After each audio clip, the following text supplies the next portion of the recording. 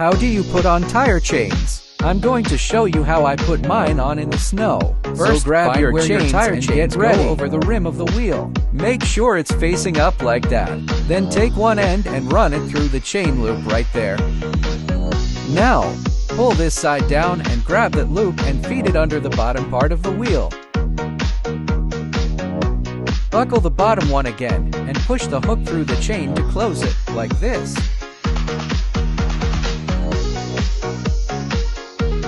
Now, just push it back up into place, and then repeat with all 4 tires.